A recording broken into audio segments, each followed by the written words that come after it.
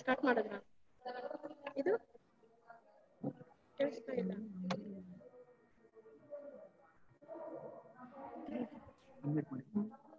ಇದು ಕೇಳಿಸ್ತಿದೆ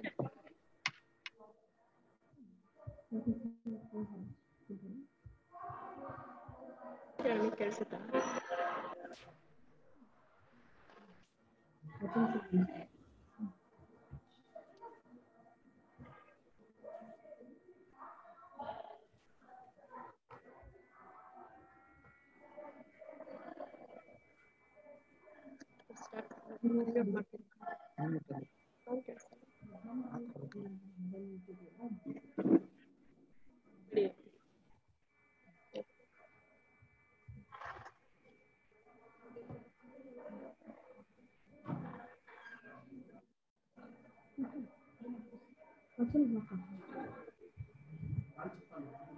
Now the attendance is unmuted inside. 10:25, 10:20 is starting.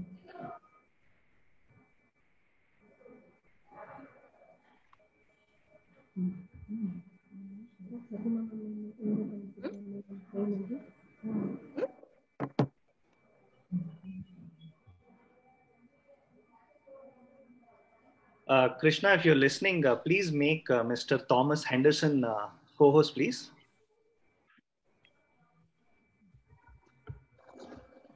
Shall we get started? Madam? Yes, sir. Yes, sir. Vachan done. Anyone else to be made co-host? There are two more speakers for the day. I will eventually just... Sure, perfect. Yeah. Good morning, everyone. Welcome to day 2 of the online webinar on new normal for Gen Z.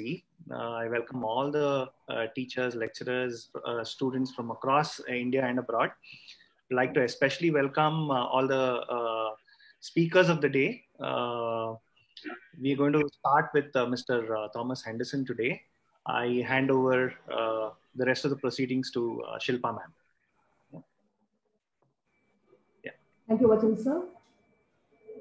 Hello, welcome everyone. I'm Shilpa, IQAC Coordinator and Assistant Professor Basic Fab at VT First State College. Welcome you all for the second day of 2-day international webinar hosted by VT First State College and Roti Spandana Bangalore. Webinar titled New Normal for Generation Z. Our renowned speakers will talk on subjects ranging from online teaching to social science research on contemporary issues and how to cope with the new changes. So let's begin our today's first session by our esteemed resource person, Mr. Thomas Henderson, on topic Power of Connection, for which I call upon my colleague, Mrs. Pratima Vijay, HOD Department of Commerce, to introduce the speaker. Over to you, ma'am. Good morning. It's my privilege to introduce today's speaker of the session, Mr. Thomas Henderson. Mr. Thomas Henderson is the Director of International Mind Education Institute for the state of Karnataka. He is originally from USA. He has been working as an educator at the Lincoln House School, South Korea. Besides academics, he worked with students with various problems to come out of their shells and succeed through mind education. Sir, I welcome you to today's session. Over to you, sir.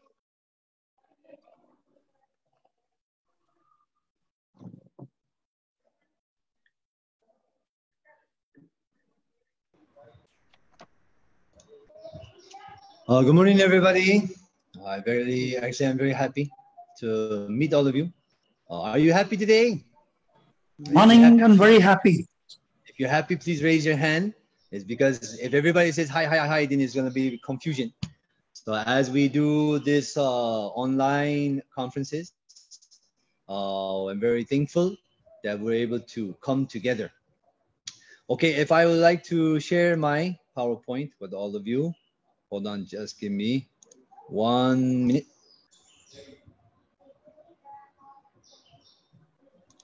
One minute.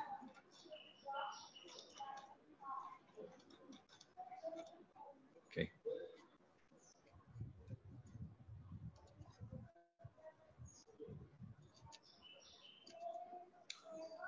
So here we go. So my name is Thomas Henderson. And we are part of the IMEI. IMEI is called International Mind Education Institute. Right now, we are in 94 different parts of the world. Just yesterday, I think a lot of you have heard my friend. His name was Mr. Choi. So he also is part of the IMEI. So he's the Sri Lanka branch, and I am the Bangalore branch. So I hope that you may enjoy today's session. Okay? Yeah, so today my topic is called the power of connection. Yeah, I know a lot of you are thinking, yeah, I know what the connection is. I know about connection. Yes, yesterday also slightly he was talking about it. So connection is when two things come together for the benefit of something. So when you put electricity flowing with electricity, it comes together. Can you all hear me? Is everything okay? Yes, everything okay? We can hear you. Okay. So today I'm going to talk to you about the power of disconnection and what it is to be disconnected and what it is to be connected. So first, let's all read together. Yes, can we all read together? Yeah, I will be watching your lips because if your lips are not moving, means you are not reading. Yeah, so this has to be a interaction. See, me, I am a very interacting type of person. So I see a lot of people with their screens off. Yeah, maybe because you're still drinking your coffee or maybe you're having your breakfast. I don't know. But mostly maybe also saving the data is also there from your cell phone. So at this time, let us all read together. Are you ready? Ready? 1, 2, 3. We feel unfortunate when our hearts are not flowing with one another. So actually in life, we feel unfortunate many times.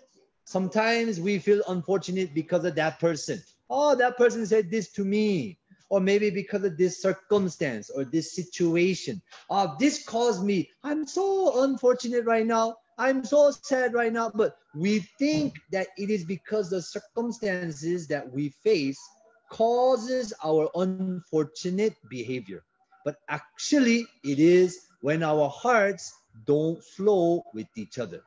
Even though we may have money, even though we may have good conditions, but still we can be lonely. And still we can feel unfortunate. But we can be in the lowest position of our life, or we can even be at the bottom part of our life. But if we have some connection with our loved ones or connection with our friends, then even though we're at the lowest moment of life, the most difficult moment of life, we can still feel proud. We can still feel happy. So the actuality, what is causing the most unfortunate thing is our hearts are not really flowing together. Nowadays, we can say, no, I don't agree because the coronavirus has created this type of atmosphere and fear.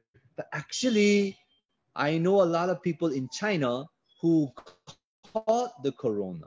Yeah, some of the friends we know because we're international. So we have heard some stories of how people in China had corona, but how they overcame was the connection of the heart. When their loved ones called them, hey, you're okay, no problem, keep eating. No, I'm dying. No, you're not dying, you're going to overcome it.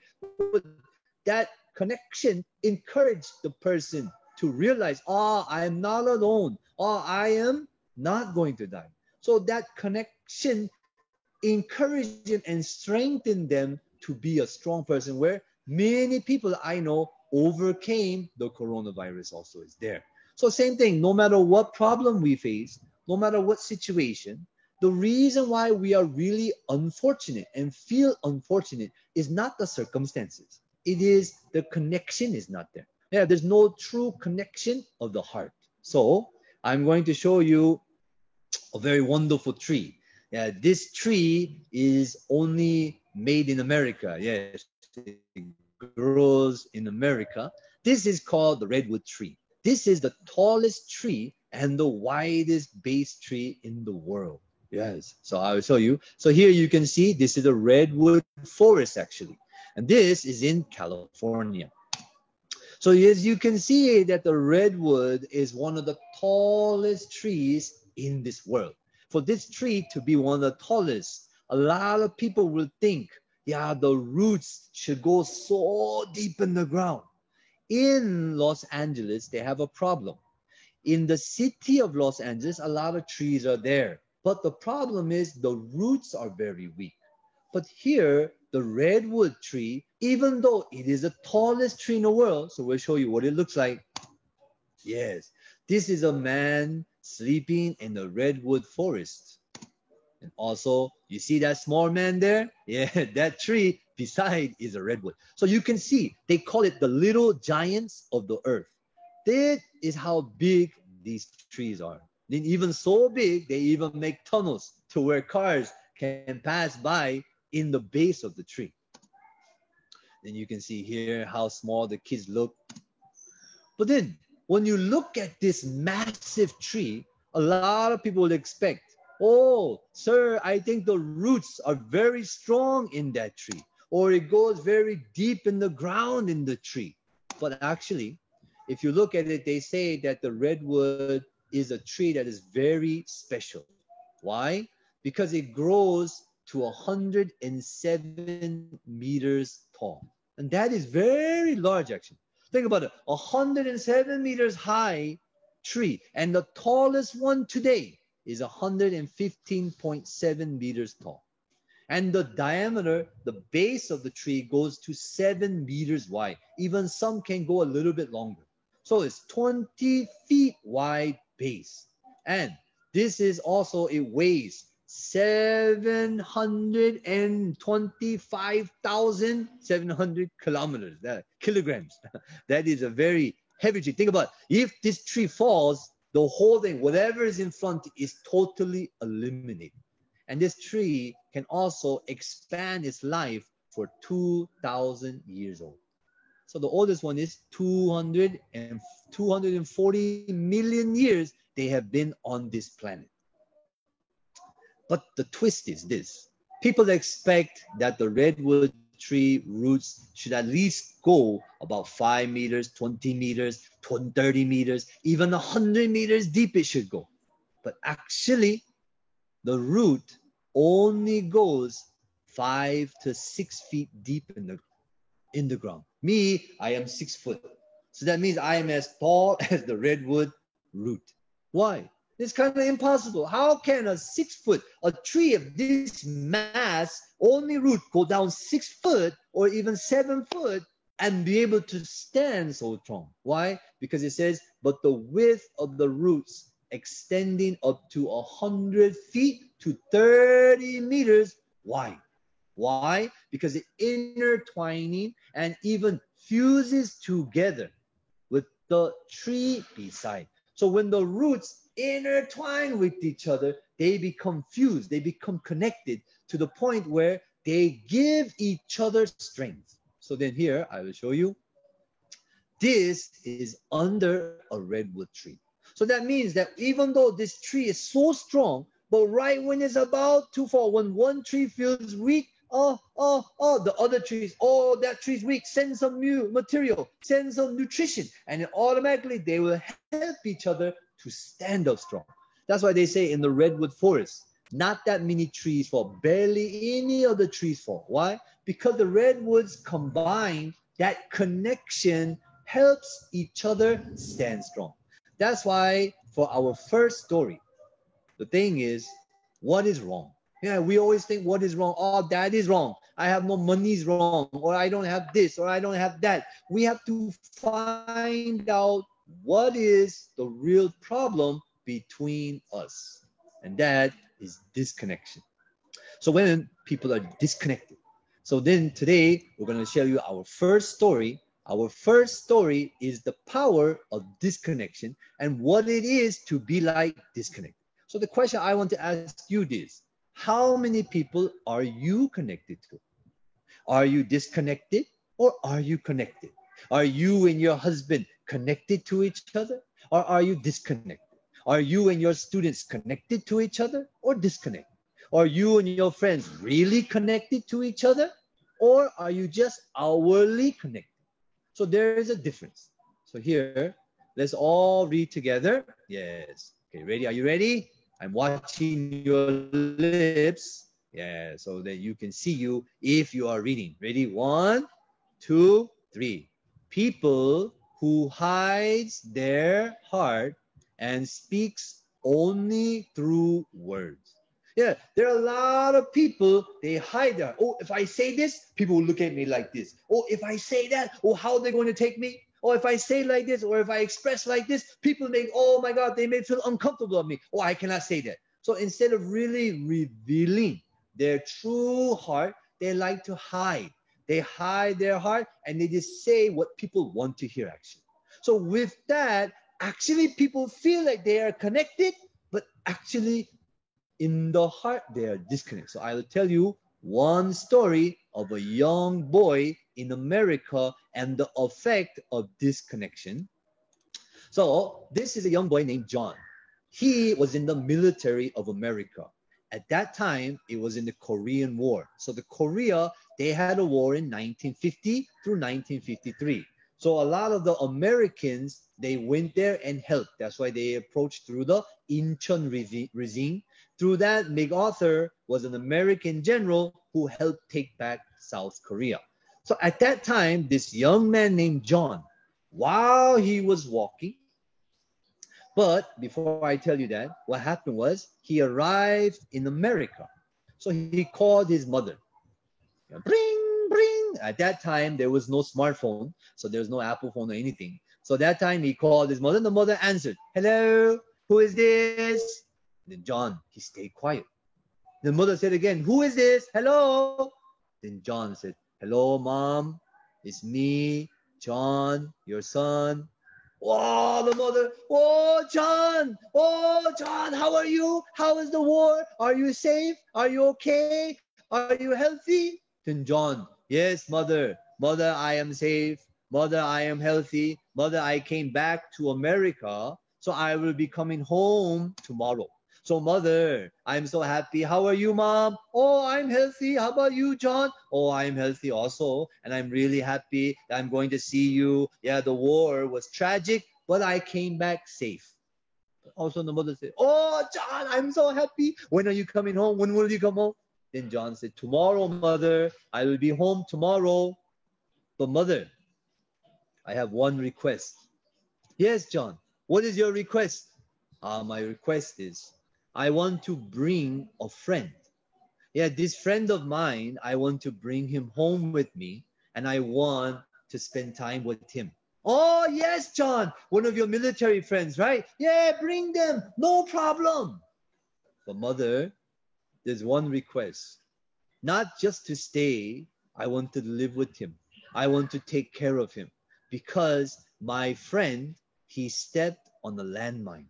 Yeah, when he stepped on the landmine, mom, his leg was blown off, his arm was blown off, his eye was blown off. So mom, he has nothing. He has no one to take care of him. So I want to take care of him. I want to be a good friend.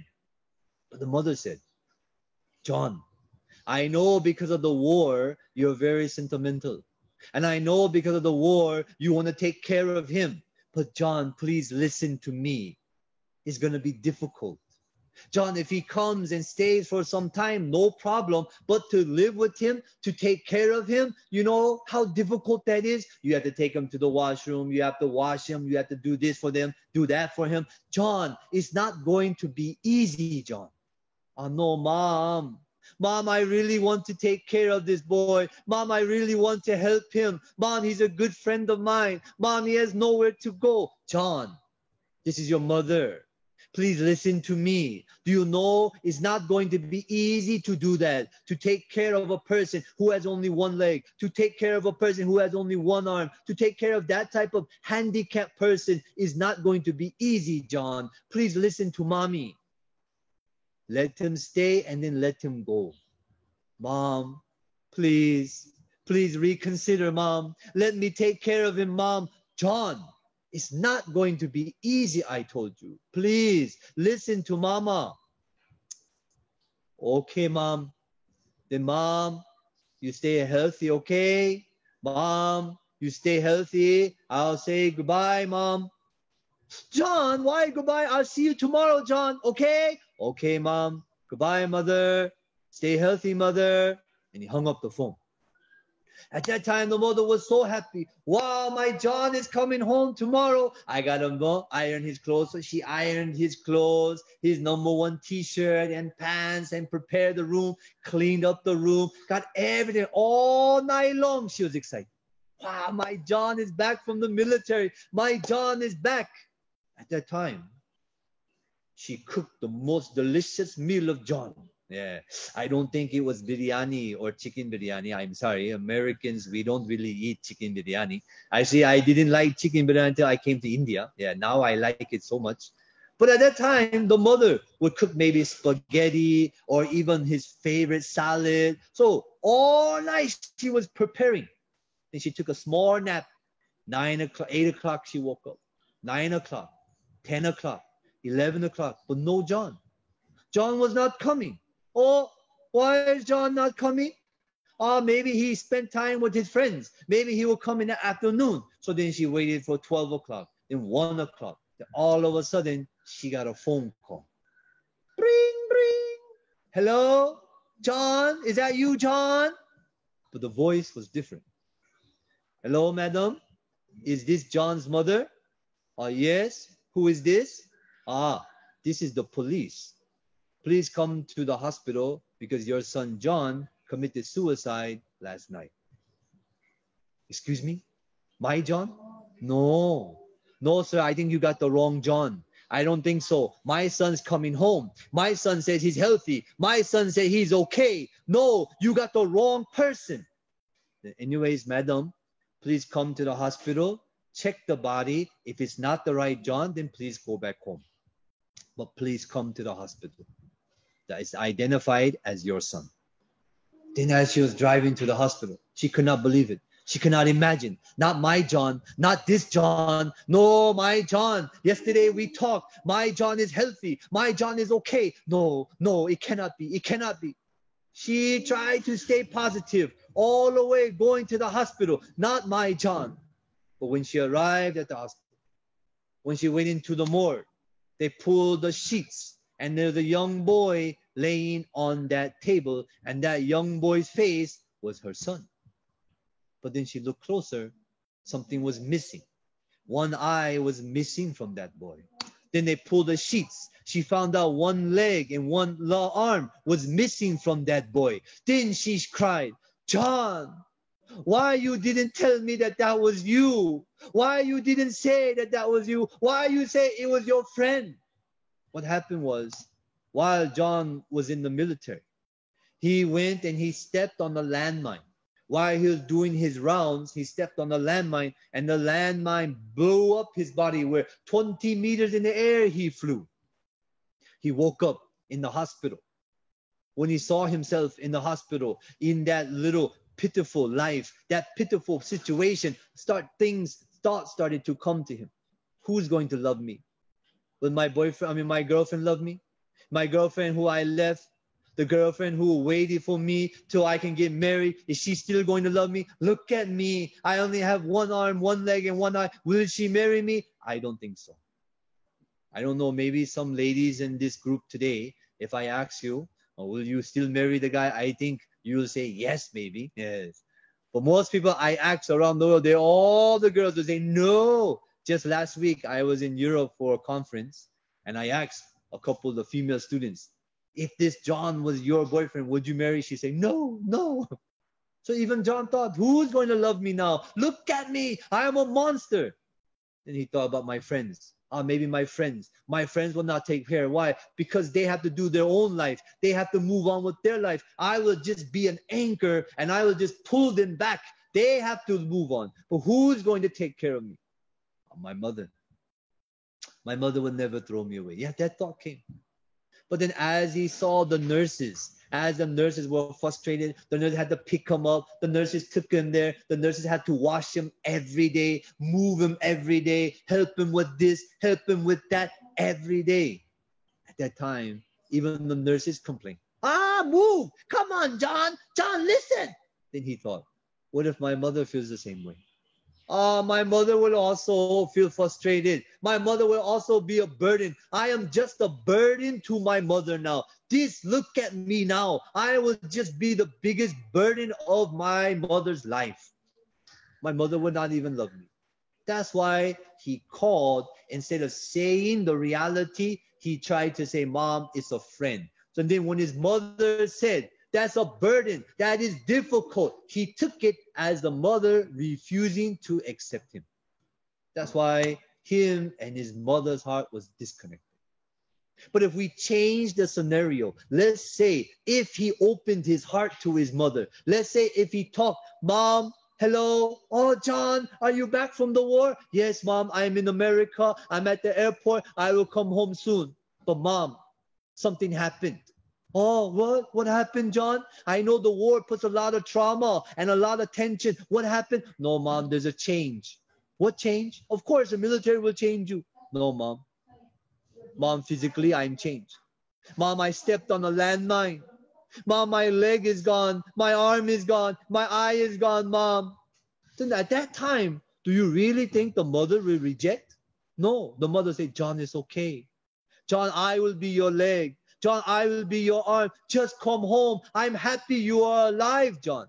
But because John's heart was disconnected, at that time, his heart and his mother's heart could not flow. Even though outwardly he called his mother, even though outwardly he speaks to his mother, but he could not share his own heart. He thought, I will be a burden to my mother. He thought that if I say this, my mother will be disappointed. Many youth nowadays hide their hearts from their parents, from their teachers, and from their friends. So they are outwardly connected, but inwardly they are not. That's why the suicide has risen high. That's why cancer has also risen high. Yeah, coronavirus is one big problem, but the true biggest problem is the disconnected of the people's hearts to each other, to society, to the teachers, to the friends. That causes the biggest epidemic, but nobody looks at that as a problem.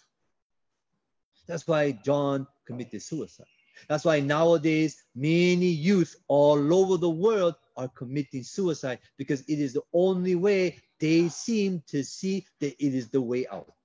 Why? Because they feel unfortunate about the circumstances, not unfortunate about the disconnection of the heart. Here, John, if he really talked, if he really shared, his mother will never reject him. But he thought, I will be a burden. He thought that this will not be correct. If I say this, many people, even a long time ago, I also felt the same. If I say this to my mom, my mother would beat me. My little son, he was bullied for 4 months to more. I didn't know. Even though I told my son, go to school, he will dress up, he'll go to school. But in one day, he couldn't bear it no more. He just started to cry. So we say, what's wrong? No, Daddy, I don't want to go to school. Why? My stomach hurts. No, don't lie. I know your stomach's not. No, Daddy, my stomach hurts. Daddy, I ate something wrong in the morning. I know what you ate in the morning. What's wrong? Tell me the truth. Nothing, Daddy. Nothing, Daddy. No, I have a headache. Oh, you have a headache? No, tell me what is really wrong. Why you don't want to go to school? And finally, Daddy, these boys, they keep picking on me. They keep calling me. They keep bullying me. Every day they hit me. Every day they push me. Daddy, I don't want to go to school. I'm scared. I said, Dear son, how long has this been going on? Daddy, for a long time. Why you didn't tell me? Why you didn't tell your daddy? I would help you. Daddy, I thought if I tell you, you're going to scold me. I thought if I tell you, then the boys, they will beat me up more. That's why I was too scared to tell you, Daddy. Oh, thank you for telling me. So I hugged my son. So then from there, I took my son to the school. I talked to the principal. Madam, why is my son being ragged in your school? Why are the teachers not watching after my son? Why is this happening? Why is it behind the eyes of the teacher this is happening?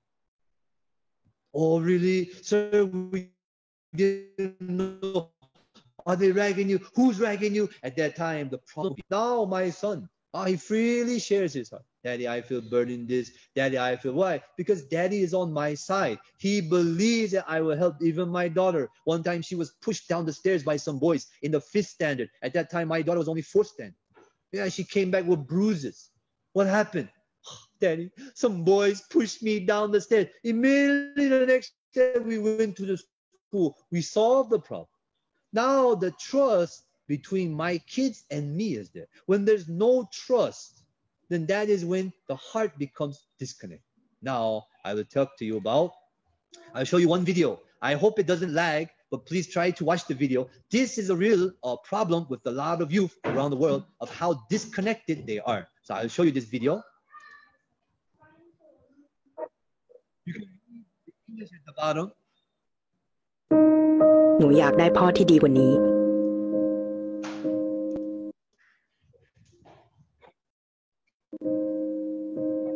พ่อที่ไม่เป็นใบ้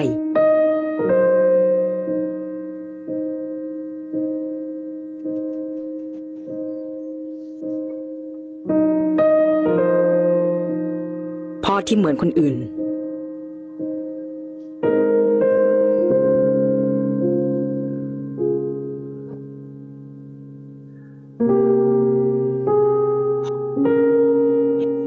พ่อที่ได้ยินในสิ่งที่หนูอยากบอก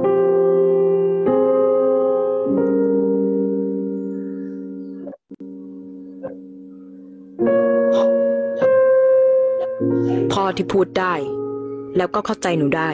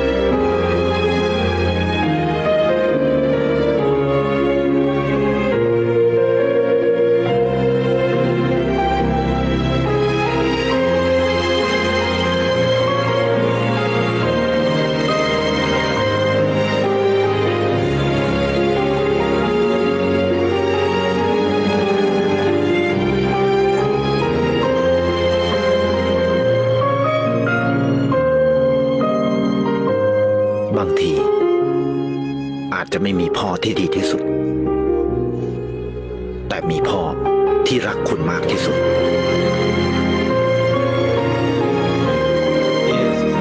ดูแล Enjoy the video. So as we can see that this girl's heart was disconnected. If she knew that actually her pain is not enough, her father went through more pain. So if the heart was truly connected, if she really could understand how the father overcame, she could gain the strength to overcome her problem. Now, I'll talk to you about connection, and this is my last part of the lecture. So here, let's all read together. Are you ready? So this is a connected heart. Let's all read. Ready? 1, 2, 3. When you know the heart of other people. Yes, when we know the heart of others, that means that our hearts are connected with each other. So this is Los Angeles in the year 18 something, because sometimes blocking my thing. Yeah, somebody raised their hand. 1887. So 1887, Los Angeles and Las Vegas. These two places was a desert land. So a lot of people say that Los Angeles was a place that was unusable. But at that time, some Americans came together with an idea. And that idea was to bring the Colorado River, the river that is coming down from Colorado all the way to Mexico. Let's bring the water to the area to Los Angeles through the tunnels. So here, this is what the Colorado River looks like. It looks beautiful, right? Yeah, it's very beautiful. It's also through the Grand Canyon. When you see that, I think some of you would like to go swimming, but me, I don't, because I don't know how to swim. So it's very, very beautiful. So what they did was, this river that flows from Colorado, America, all the way down, they said, let's take this water. So they created a tunnel canal where they brought that river all the way past the mountains, past the desert land to Los Angeles. So Los Angeles became such a beautiful place. So that connection was able to change a desert land. That's why even Las Vegas is one of the most beautiful places of America almost. So this wasteland was able to change. So now I'll tell you one more story of the power of connection, and we will finish our story. So here, if you see the first one with the L is the father, the O is the first daughter, the heart is the youngest son, the V is the mother, and the E is today's character. His name is Min-sub. He was born with autism. So that means autism is a mental disease that causes you to be trapped under your mind, where you cannot freely be educated or learn. So they said that your son will only study up to the 4th grade because his IQ is only 50. So at that time, the mother and the father, as they were raising their child, they didn't know what was wrong. Then the boy, he couldn't speak well. So they took him to the hospital. And then when he was 4 years old, the doctors diagnosed him with autism, a learning disorder. At that time, the mother didn't know what to do. The father didn't know what to do. But the father's uncle said something was, why don't you kill the child and have another one? Because you are still young. Yeah, don't worry. If he's only 4, it's okay if he dies. But raising an autistic child is hard. Raising an autistic child is not even easy. It's very difficult. Even you later will suffer if you raise him. So at that time, the father said, no, I will raise my son. So as the child got 4 years old, 5 years old, as the child was growing, the autism got worse and worse. One day, the father ran outside and the boy was eating a lollipop. So while the father looked at, oh, he's eating a lollipop, okay. But he looked really, oh, something was there. Black things were running. Black things were all over the lips. And the father looked and pulled out the lollipop. Ants were all on the mouth. Why? Because the young boy just picked up the lollipop from the ground and put it in the mouth. Immediately, the father ran, washed the mouth, washed the lollipop, and if he didn't give it back, the baby would cry. Ah! So he gave back the lollipop. Then one time, all of a sudden, the boy got up and ran while a car was coming. So the father had to run and grab his son. Then the car skirts. Then the driver of the car yelled, you bad parent, you should watch your son. The only thing the man could say was, I'm sorry, please forgive me. I'm sorry, please forgive me. All the time, the father had to say, I'm sorry, my son has autism. I'm sorry, my son is handicapped. This problem, that problem. So many problems came up. At that time, when the father saw the son, one day, the older sister and the boy was playing in the park. So the father can see it from the apartment. In Korea, there's apartments with a little playground in front. So while he looked out, he was seeing his daughter and his son playing. And there was another group of boys on the other side. They were eating some biscuits. So all of a sudden, Min-sub stood up. He ran. I want one. I want one. He ran. And then he thought that one of the boys went in the bag, was going to give him a chip. So he thought, wow, those boys are kind. But then they threw it on the ground. They stepped on it. And then they say, eat it. And Min-sub, he was eating from the ground. Yeah, he was eating the sand and the biscuits at the same time. When the father saw that, he was so angry. The father wanted to go down and slap those boys and beat up those boys. Why you do that to my son? But the more and more Minsuk got worse and worse. Even to the point, the only peaceful time was when Minsuk was asleep. So the father one day, he goes and holds his son while his son is sleeping and said, I hope you die before I do. Because if I die before you, there's no one to take care of me. And every time the father, he started to fall into depression. Even the father started suffering. Even the father didn't know what to do. At that time, in the heart of the father, my son has autism. My son is weak. My son will only be an IQ of 50. He'll only study up till the grade of 4. He will never change. He will never be healed. This is his disability card. So this shows that he is a handicapped person. So then in the heart of the father, he was disabled in my heart. So in the father's heart, my son is an autistic child. I don't know what to do. Even in other people looked at the son as an autistic child. And then the father used to say, I'm sorry, please forgive my son, please forgive my son. Even Minsuk, I am disabled, I am a handicapped child. But now how can this child change? I don't know. If I ask some of you professors, how can you change this young man? What would you say to the father? Be positive. Positive thinking. Positive thinking is there. But the problem is how to keep that positive heart in the person. So then the father didn't know what to do. So the father, my heart was confined by autism while thinking my son cannot change. Then he didn't know what, but the last result was he was able to meet one person.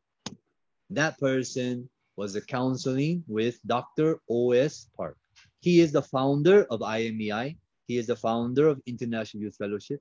Through him, many youth around the world has changed.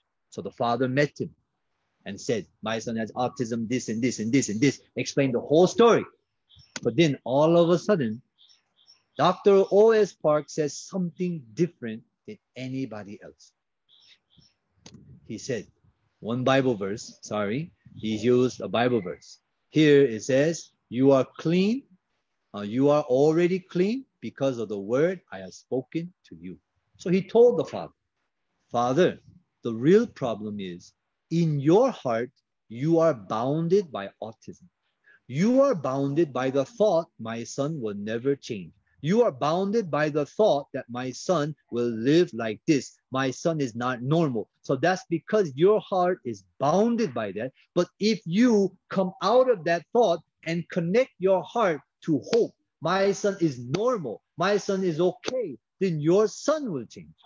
That's when the father realized, my son is not the autistic child. I am an autistic father because I am trapped by the thought of autism that my son cannot change. What is autism? Autism traps you in the thought of the frame of mind. At that time, the father changed his heart. Minsuk does not have autism. He's already cured. Minsuk is just a normal child. From that point on, the father's heart changed. Okay, I was wrong because I was connected to the disease. Now I am connected, disconnected from there, now connected to hope. My son is normal. My son is normal. Even though he's driving home, my son is normal. When he went home, the son still has autism. From that point on, the father didn't stop. He went to the school. Teachers, when my son does something wrong, treat him as a normal child. You understand? My son is not handicapped. My son is normal. My son is normal, so you treat him like a normal. But amazing thing happened was the son's heart started to change. Why? The son's heart connected to the father. Then in the son's heart, Minsuk started saying, Daddy, I am normal. And this great change happened. This is him when he was in elementary school. And this is him learning in the 4th grade. So they said that he will only learn to the 4th grade. But he kept hearing, I am normal. His father's heart was that he is normal. The father's heart was connected to hope. The son's heart was connected to the father. So the hope flew from father two sons. And he graduated as the president of his elementary school. Yes. He also gave even the final speech at the elementary graduation ceremony. And also he ran a marathon. He represented his class at the marathon in Korea. And also he was able to win even medals in the swimming competitions in that region. Yeah, this is an autistic child. This is a boy with an IQ of only 50. The doctor said he will never pass the 4th grade. But now this boy has entered and graduated from middle school to where he went to an international high school and was able to even go to America, and he even went to the Philippines in the elementary for handicapped children. And through his story, many young handicapped autistic children started to change. So the flow of hope started to flow from heart to heart to heart. Now, this is his family. They look happy, right? Yes, because why? Happiness flows through the heart. And now I met him. Yes. So I met him. So now I have a video. Actually, I stayed up until 3 o'clock to make this video. And actually, 1 month ago, I invited him on an online meeting we had. So he actually is now in America as a volunteer. He also got accepted into a 4-year state university as an English major. So this is a boy with the IQ of only 50.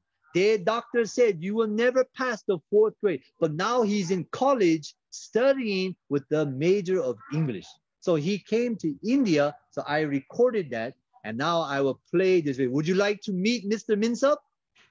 Even if you say no, I will still show you anyway. I just wanted to ask you to be kind, okay? Yeah. So let's watch this video. Remember, I stayed up until 3 o'clock to make this video for all of you, so please enjoy.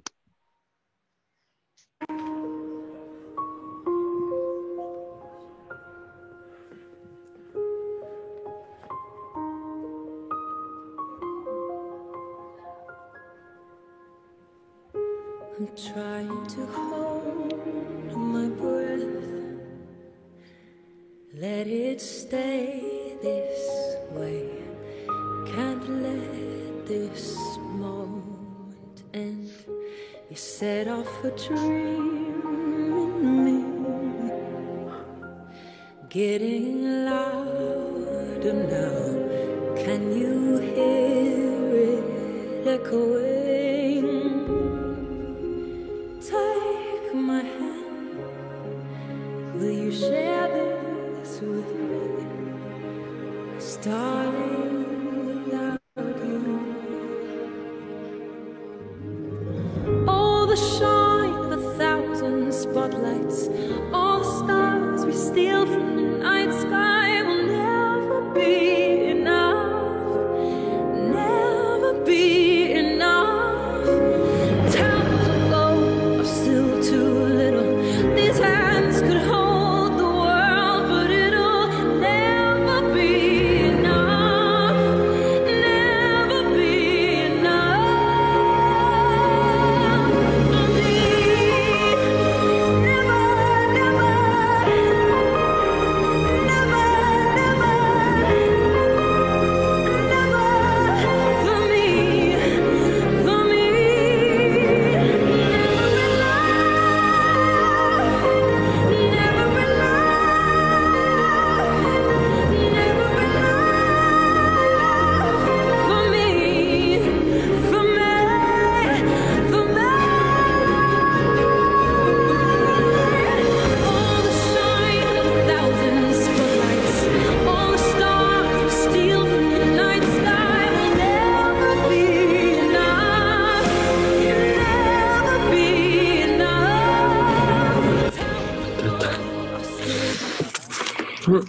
Hello, my name is Min-Seom Lee, and I am from South Korea as a short-term missionary in USA. It's nice to see you, India church people. Nice to meet you. So I want to tell you my story. When I was young, I had a artistic developmental disability. So my friend often bother me because my friend, I saw my friend was he beat me about a fight with me. So I thought, why are my friend fight with me? Because so when I causing about trouble, I used to pick up a snake. I pick up snake and scream to others in a public place. So I was really very heavy. I had a difficulty. So I thought.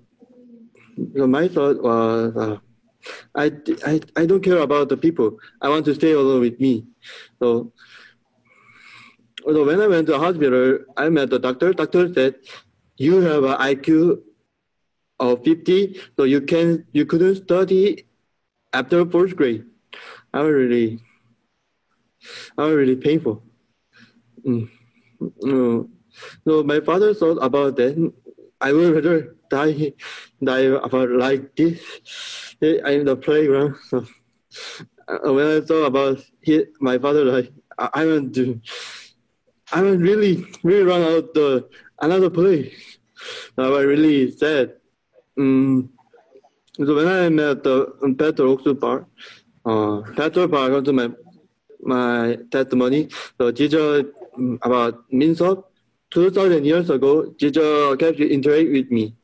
So you're not autistic child. You are already normal. So when I hear about the normal, so doctor said that I couldn't study more than 4th grade, but I could study.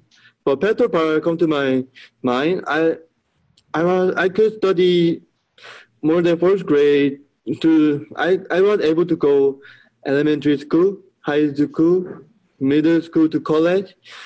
I was really happy. But I used to swim when I was elementary school to get many medals. I was thankful to overcome my difficulty.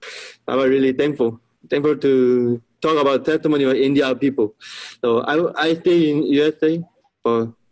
USA had a many years of coronavirus. So I want the coronavirus to solve the problem quickly. So I want to pray for the coronavirus. You're very serious in America to do every event. So 2 years ago, I had a mind contact to topic about the connection. You talk about the team mind presentation to prepare about but I didn't get a prize about the mind contact. But please, I believe my God. So I was autistic. So I had an autistic, but I can overcome my autistic to study about English, to have a volunteer of the shelter missionary. So thank you for listening to my testimony of the Indian church people. Thank you.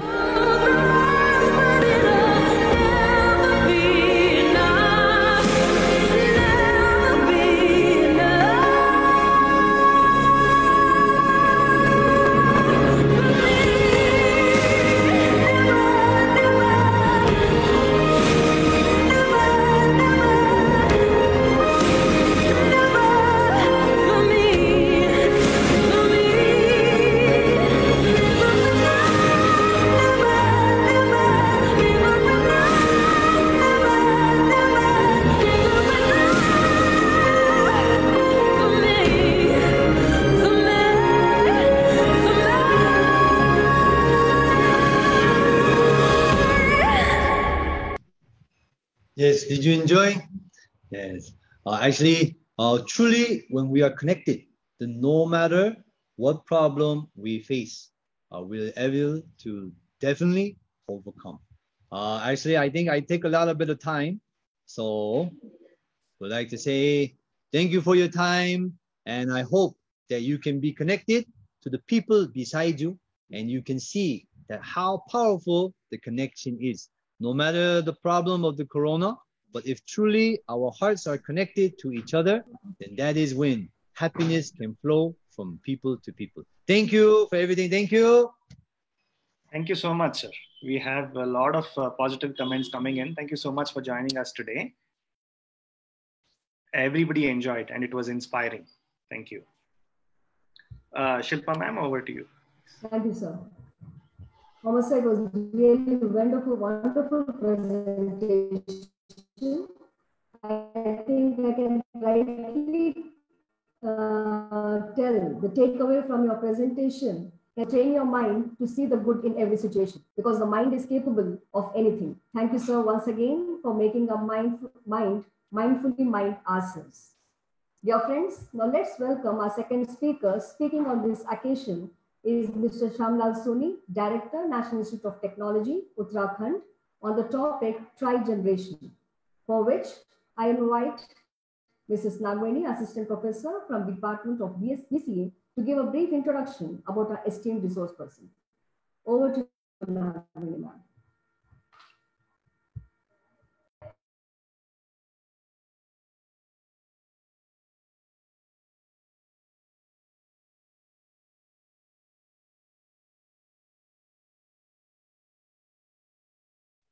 Madam, you're on mute, please. Please unmute yourself. Sorry, sir. Good morning, everyone. I welcome you all for today's session. Let us introduce today's another eminent person, Dr. Shamlal Soni, who is the Director of National Institute of Technology, Uttarakhand. Previously, he worked as a professor at MNIT Jaipur. He served as and placement, Chief Vigilance Officer, Registrar, Heading Department of Mechanical Engineering at MNIT. He has over 40 years of teaching experience and has published over 100 research papers in various journals. We are indeed pleased to have you here, sir. Thank you. Over to you, sir.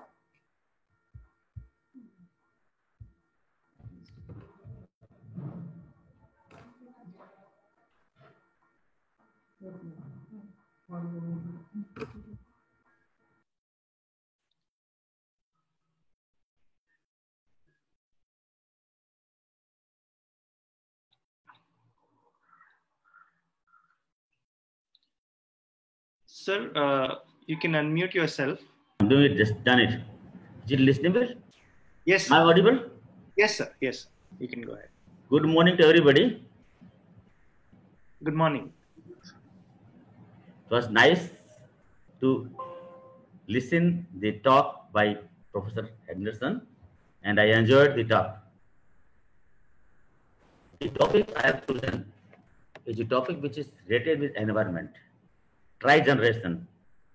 Actually speaking, we are having number of vehicles increased all over world. The vehicles registered during last financial year, April 2018 to 2019, was 26.27 million units in India itself. Just see, right from the day one, when the population of vehicles was very less, we were having less vehicles, but if you make it cumulatively added, it is very, very high. It is only for 1 year when the drop was seen in sales of the vehicles. And export of Indian vehicles is very good, but the production of vehicles world over in 2019 is 91.78 million, very high. This is only for 1 year. But if you consider it for many years, might be going in trillions. And it causes losses in the sense that the energy we get at the output of the engine shaft is about 30 to 35%. Remaining energy, which is produced by the burning of the fuel, is wasted in terms of cooling water and exhaust gases. What can be done? We are going to have environment very highly polluted. Second thing, there is problem of the fuel which is conventionally used. We are switching off from this conventional fuel driven vehicles to electric vehicles. Why? Because of the problem of availability of the fuel in future. So if we make the meticulous use of the fuel which is coming as output of the engine going waste, say 65% of the heat is going waste, we can use this heat for some other works like we are using heating and cooling both during the winters and summers. In summers, we need cooling of the vehicles, we need cooling of the houses. Winters, we need heating of the houses and of the vehicles. We are making use of a compressor operated cycle refrigeration system, which is taking power from the engine. Out of 35%, say it is taking about 2-3% or 5% from the engine. That's going waste. Again, the power output is less. Sometimes you can see when you switch on the air conditioner of the car, the pickup goes down because of the power which is coming from the engine is used by the air conditioner. Can we make use of the heat which is going waste to run this compressor operated air conditioning system? We use vapor absorption air conditioning system in that case. How? These are some of the points. According to IEO 2013, world energy consumption is going to be increased by 56% from 2010 to 2040. Same thing, residential energy consumption increases from, it is expected to increase by 57%. We are the third largest energy demand country in the world. Total primary energy demanded is expected to grow by 2.5 times in next 2 decades. This is due to sustainable economic growth in the building, transportation, and industrial sectors. You know, we are, I don't know whether it will happen or not, but it is daily news that the countries which are having their industries in China, they are interested to shift from there to India. What will happen? They will use some fuel operated engines, some fuel operated furnaces. That energy will be again causing a break or a damage to the environment of the Indian area. So what we can do? We can have a system which will make use of this energy. This is one of the system I am just going to tell you. First one shows the fuel which is coming to the engine. In it, the fuel is used to run the engine, and the available power is simply the power at the shaft of the engine. This is electric load because you are connecting this power of the engine through a generator to produce electrical energy. And just see in this graph diagram, loss in the form of waste heat is about 70%. Because of this, why don't we use this? Second is cogeneration. If we make use of this 70% heat to have a system to heat it up, it is a simple heat recovery system, and we get heating of the equipment of water or something by the exhaust gases from the engine and the hot water which is circulated around the engine cylinder. We go to trigeneration. We make use of heat recovery as well as we can make use of cooling. Both the things are possible. This is done by using a vapor absorption air conditioning system. Why do we need it? So I've told you, waste is going away. Okay.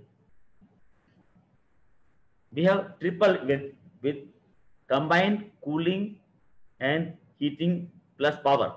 Energy efficiency and cleaner environment is making use to government. Then we have to save money, because if we are using an engine which is operating the air conditioning system or heating system by the engine shaft, then we are consuming more fuel. But to avoid that, what can be done is we make use of the exhaust gases, and then the money is saved by the end user.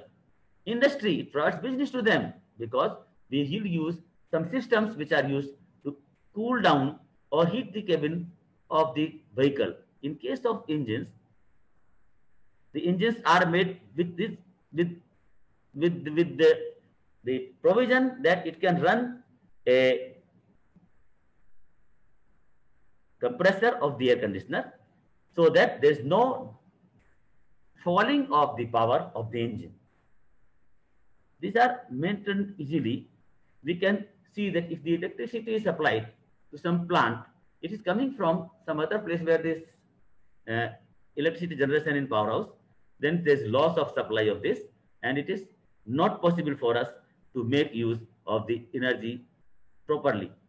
Then we have some trigenerations. We have some trigeneration plants which are having their power generation of less than 15 kilowatt energy.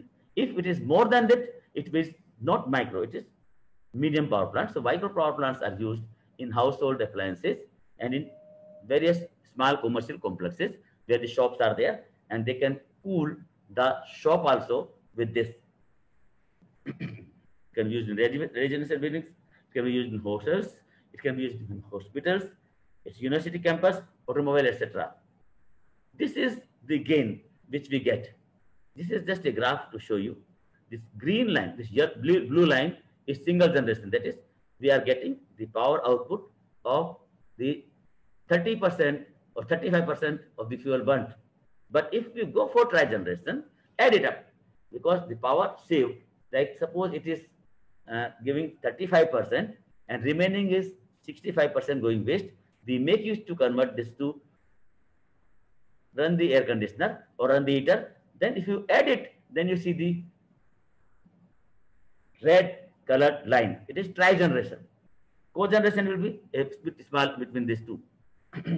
These are the systems and sizes which are used to difference them, and we can make use of it. These mega power plants are used for very large industries, and this is from 50 to 100 megawatt electricity. Larger one is 10 tens of megawatt energy.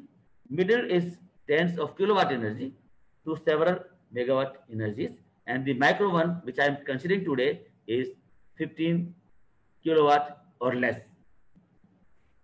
This is the system which can be used for converting the heat to the useful work. Diesel engine, I have taken it, there's exhaust line, then exhaust goes to a heat exchanger and also to the flow regulating valve to this vapor absorption refrigerator. We make use of it, and the heating will make the absorber and generator to separate and reuse. This is the best thing which we make use in our household things and also for the trucks. I'll just show you what we did in our institute. This is simple, the vapor absorption system, and then we come to what is VAR. Then this is the experimental setup we used here. It was done by one of my PhD students in NIT Jaipur when I was here. Now I separated from here and we did a lot of work, and this shows how it is working. This is the setup, how it is working for trigeneration. Then we make use of cooling a setup, like we use a truck cabin. Truck cabin is of the size of say 5, 5 and 6 feet. So we used a simple type of cabin for this purpose. This is the cabin I'm showing it to you. This is the cabin, and this cabin was designed in our institute using various these are some insulators, so to avoid leakage of heat. And then we could make this equal to a cabin of a truck. The drivers are facing a lot of problem. They are exhausted when they go on the roads because of heat nowadays. If we make use of the heat exhausted from the engine to cool down the cabin, they will be feeling better and can drive the vehicles for longer distances, and hence we can save money. But not by using a compressor operated system. It is a vapor absorption system which is making use of the heat from the engine, and hence no extra power is there. It was done like this. But there's a problem here. This is one of the system. We can use this system for heating and cooling both. Then I come to how heat recovery can be done. We make use of some phase changing material. This is another point which we used. That is our then because when we run the engine, then it's available. But when the engine is off, then how to store the energy, which is going waste still after doing work in the air conditioner and in the heater. So we used some phase change material, and this was done in our lab. Another student did it, and we can store the energy. What happens is, it is stationary engine exhaust was designed and developed. It was done in our lab, and we make use like this. It's cold side, hot side, and so on. And these are the tubes which are there. Just see, these tubes are there, and through the tubes, it was the heat of the exhaust gases flowing, and hence the material was changed from solid to liquid. Because of change of phase from solid to liquid, it will absorb latent heat from the surrounding. Surrounding is the exhaust gases which are going, and hence the material gets converted to liquid. Then there was insulation for it. This insulation helped to make the store heat a bit more. And this is latent heat thermal storage system. And this what it done is, it made us to use this heat afterwards. So this heat which is used here can be used again. Stored one can be used here like this. This is the system. See this, we used erythritol as one of the phase changing material, and this was used to make the engine run very well. There are some valves. One is just first one, bypass valve number 1. If you make use of this valve, then it is a single generation system. If you close this valve and let the fuel pass, these gases pass through the second phase, cold water in, cold water out, hot water out. This is heat exchanger, and we are heating the water here. If you make it on and close the bypass valve 2 and open the valve 2, which is coming to make the flue gases to come to the phase changing heat storage system. Here the erythritol will melt and it will be stored. Then we can use it anywhere. The exhaust gases are going to this place, BA system, and out. So this can be done. We can close this valve, we can open this valve. If you open this valve, this will be having exhaust gases going out without doing any work on the BA system. So we are making loss of the energy. But if you close this, this will come through this and will heat up this system to make the cooling done. These are some valves open and close. We just saw in single generation system, we open the bypass valve number 1. If you open this bypass valve number 1, which is here, then this is closed. So this exhaust from the engine goes directly to the atmosphere and no work done. So only 35% of the energy is available to us out of the 100% energy supplied by the fuel. If you go to this cogeneration system, we open the bypass valve 2 and valve number 1. What happens here? You open the valve number 1 and bypass 2 is open here. So this is closed. The gases come from the engine. These are heating this heat exchanger and going out. So available work is here, which is on the shaft of the engine, like in the diameter, and the other one is going out without going to this. It's going out after doing work in the system, which is a heat exchanger. Sorry, dear friends, some problem is there with me, medical problem. I am to take water.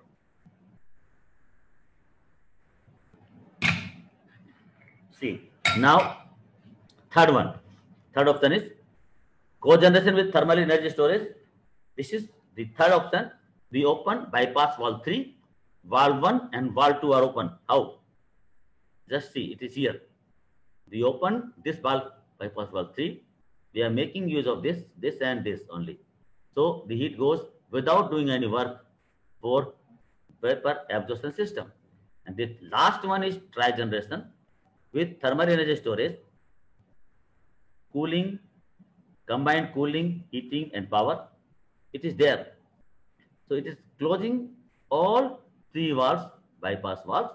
Only valve 1, valve 2, and valve 3 are open. How it happens? It's here. This is opening only this valve. 1, 2, and 3. This bypass valve is closed. This bypass valve is closed. This bypass valve is closed. So it is making use of making the gases to pass through it and then going to do work here so that we can get air conditioning done in the cabin or in any space where you want to cool down the system. That's some of the results which were obtained. I'm just showing it to you. If you just see, all it is there, almost same. The BSFC means the fuel per specific fuel consumption per unit of power per unit load. So it is same because we have the same fuel burnt, but if you add this into it, the work done by the exhaust gases, so we will be having a bit lesser than this. I have not shown it here.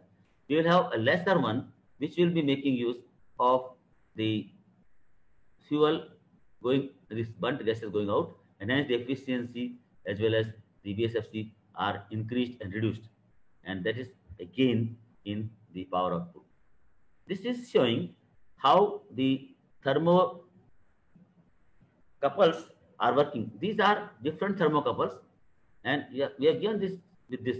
So these thermocouples are used in the thermal storage system, and these thermocouples are measuring the temperature.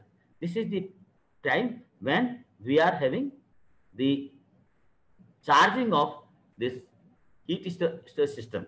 So it is thermal storage system, and hence the temperature is increasing.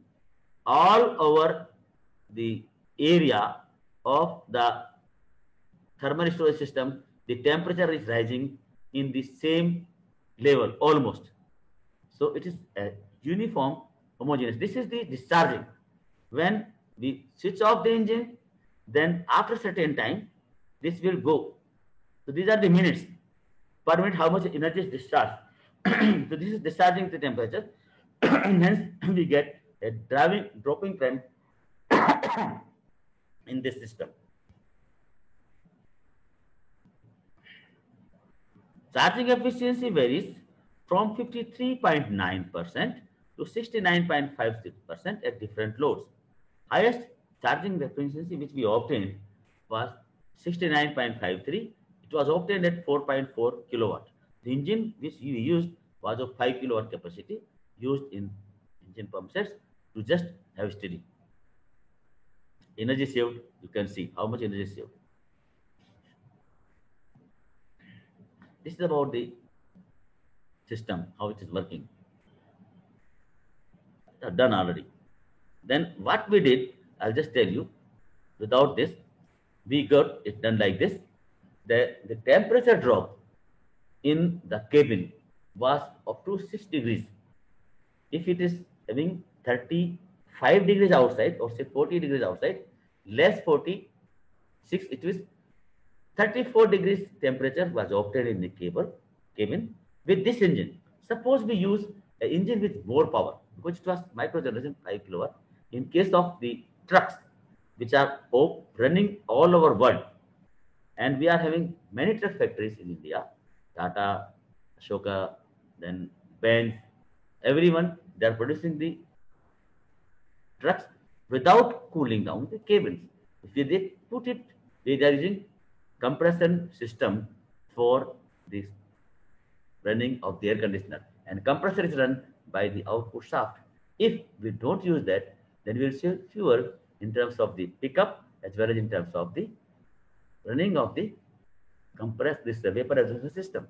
So this is designed keeping in mind that what can be done if we make use of the system in the trucks, and that is possible only and only when we go for the system. The cost of this total system, which we designed here in our lab, it was costing about 1.5 lakh. If they are using it, this recovery system also, we can recover this in 3-4 years. All system will be making complete recovery, and then we will be in benefit to run the system without any cost to run the vehicle. That is the system which we have planned and done. If it is implemented in commercial vehicles like trucks, like buses, then we will definitely get a benefit of making use of the available fuel in such a way that we take more power out of the power energy given to the engine, and hence the pollution will be over, and also we will save this fuel for longer time. This is the only way we can do a change.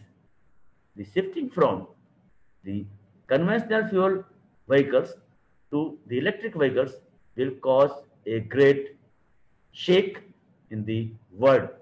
The engines running the vehicle with conventional fuels are much in numbers, and we cannot make this waste. It will take time, and I'm sure that when you run the electric vehicle also, I'm not just denying, but if you run the electric vehicle, there is a problem that you have to take somewhere the charging station, then you have to take the electric power. Again, the power is developed by the power plant, and that power plant is causing a problem. And if you transmit that power to the charging station, though the charging is very less in terms of cost, but it will have a problem to us in future. And that's why the growth is slow. But even if it's more, then what will happen to the engines and vehicles which are running on the conventional fuel? It will be wastage of money and wastage of vehicles. It will go to the kawarkhanas and will not use it. So what we can do is we can use this with very careful attitude, and hence we can change the scenario of the world. This is what I have given to you as one of the measures to reduce the problems of environmental pollution. Thank you, and I wish all the very best. And I'm thankful to the Institute for inviting me to give a simple lecture, which I did. Thank you very much. Thank you very much, sir. Thank you. I took only half an hour. I told ma'am that I will take only half an hour lecture, not more than. I'm not in the capacity to speak more. I had cancer and I have recovered from that, and the ability to speak is very less with me. So I'm sorry for that, and I wish all the best. We can implement this. Anyone can implement this. This is for tri-generation. We can go for quarter generation. Right? The vehicle lights can also be there by the exhaust running the turbine, and they can run the dynamo of the battery charger, and hence we can get the battery charged, which will switch on the lights of the engine, and hence again saving of the power. Thank you. Thank you very much, sir. I am sure that people would have taken away the required technical information from the lecture. Any questions, please? If there are any questions, please do type in.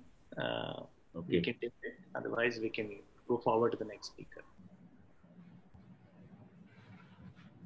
Over to you, ma'am. Shilpa, ma'am. Yeah. Thank you, sir. Thank you, Shyamlal, sir, for giving a perspective on tri-generation, a sustainable solution for industry. Dear friends, let's now move on to welcome our yet another speaker for today's session, Professor Sandhya R. from Manipal University. Her knowledge sharing topic is realignment of social science research to address contemporary issues. I request Mr. Rajat H.S., BBA coordinator, to give a brief introduction about the speaker.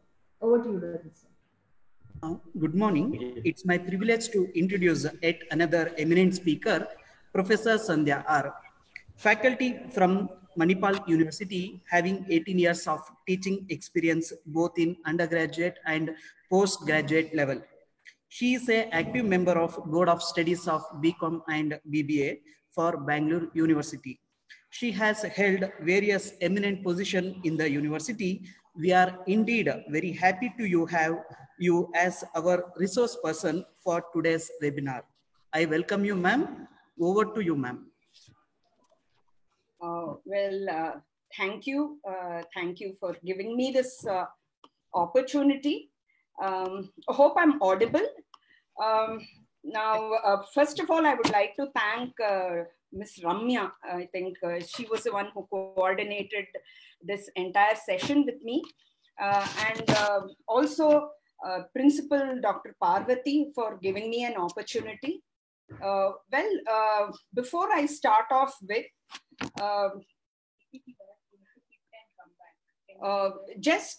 can you give me a second, because to get the PPT, I just have to log in once again. So just 1 minute. Please give me 1 minute for.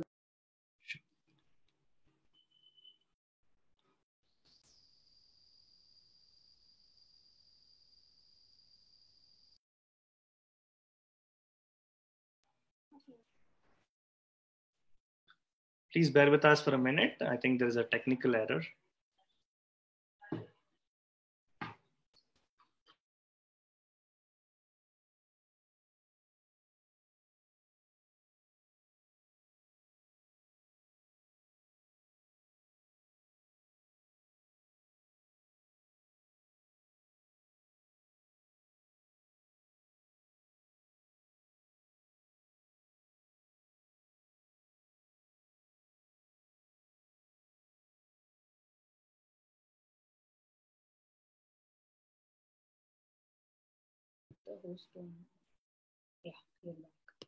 Okay, I think I'm back with my presentation. So first of all, I would like to thank BET College and the principal, Dr.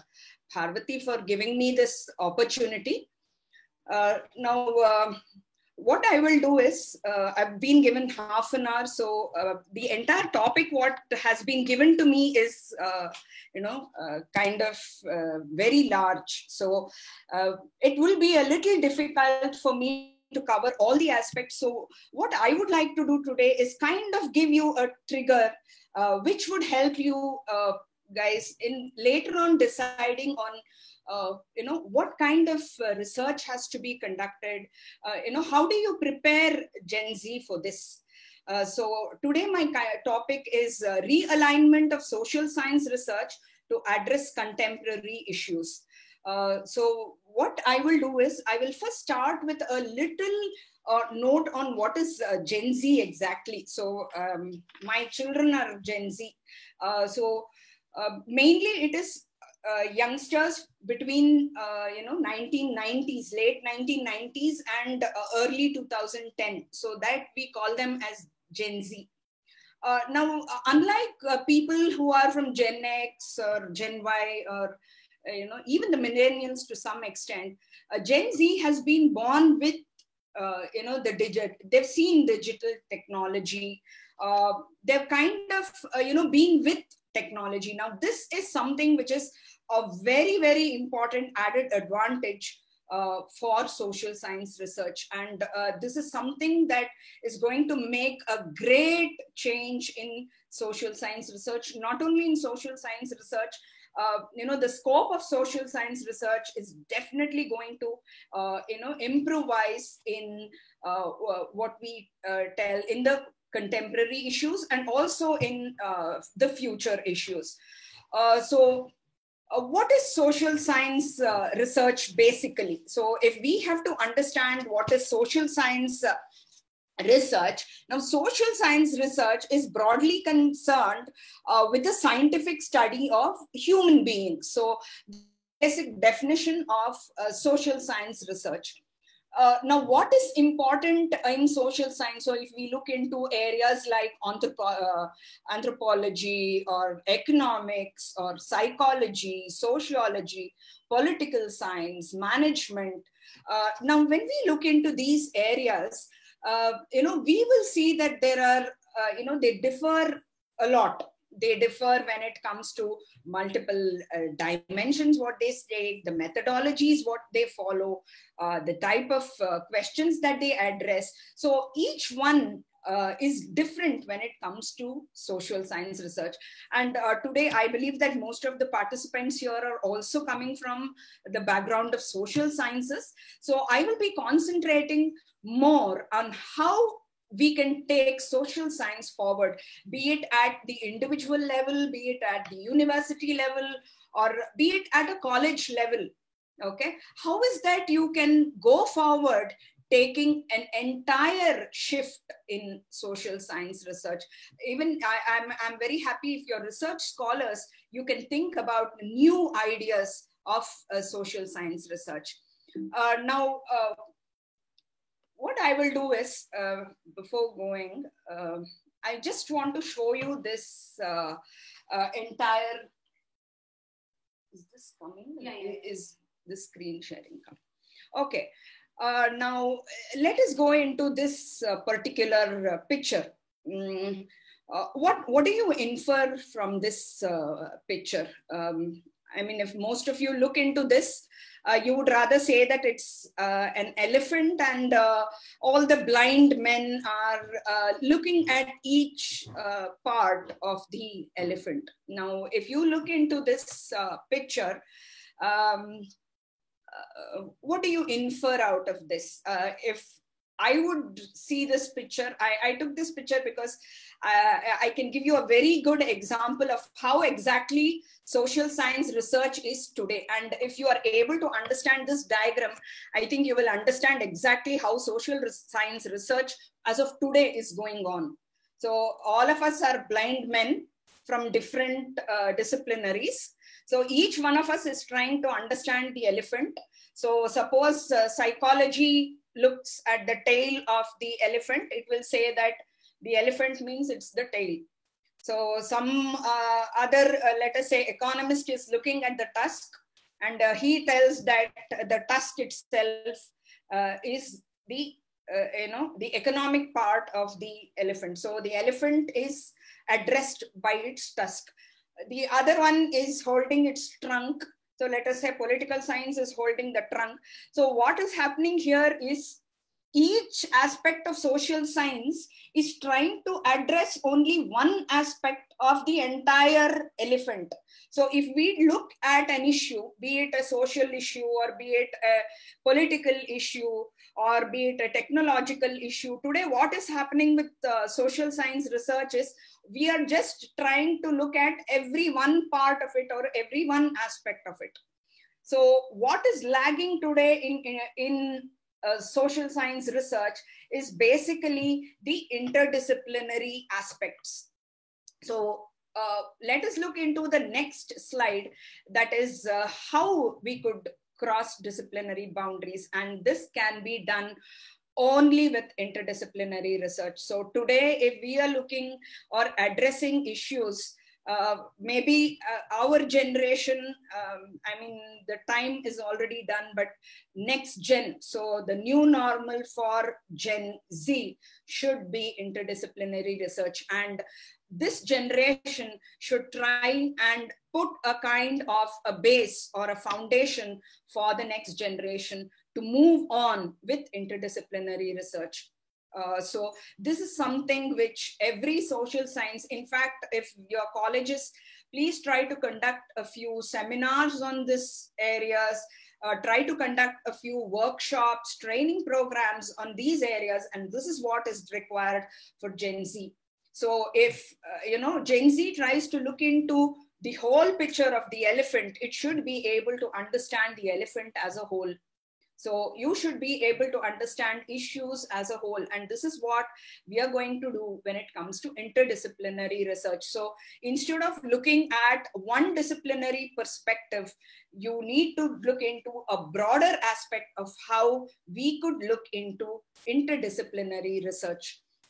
So what is that we can do under interdisciplinary research is bridging disciplinary barriers. So no more barriers of disciplinary researches, okay? And how we can do this is mainly through research collaborations. Let us say in the college level, you could take people from the computer science department, from the commerce department, and from the humanities department, collaborate and try to do one project. Commerce department or management department does it separate. Then you have a computer science department doing it separate. That's not the way. If you are trying to address a particular issue, now let us say we are trying to address, an issue relating to COVID. You can take up, all departments can come together and do a collaborative project. Now, one major problem what social science research faces for interdisciplinary research is lack of funding. Now, if you look into, other areas, when we go into, let us say, science, you do have labs for them. But when it comes to funding for social science research, still there's a long way for us to go. So if we look into interdisciplinary research when it comes to social sciences, there are 4 broad aspects which we look into. So it can be cultural, it can be professional, it can be financial, and it can be training. So what do you mean by the cultural aspects when it comes to interdisciplinary research? Now, let us say the problem with us is the methods. What methods economics adopts, let us say finance does not adopt that. So when it comes to kind of finding out a common methodology for an interdisciplinary research, that is where we find the problem. And those problems have to be addressed. So that nowadays, later on in the later part of my session, I will just be telling you how AI is going to help you. Artificial intelligence will help you in those areas. Most of you doing social science research, I'm sure you must be doing a lot about, statistical techniques and how they are helping in social science research. Today, we are moving from social science research using statistical techniques to AI techniques. So today we can use a lot of AI techniques for social science research.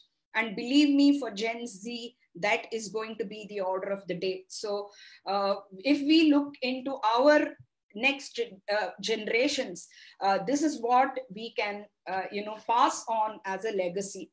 So, as far as possible, we could try using different methodologies. I'm sure all of you must have heard about Abhijit Banerjee. Abhijit Banerjee actually has got his, Nobel Prize in 2019. He got it for, I think it was conducting experiments, field experiments for, I'm not getting that. Field experiments he conducted.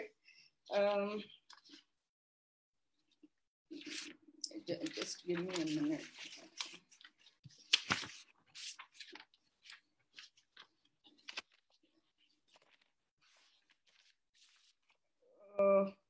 In elevating global poverty. So this was the research that was conducted by Abhijit Banerjee. So Abhijit Banerjee, we changed the entire methodology of doing research in economics.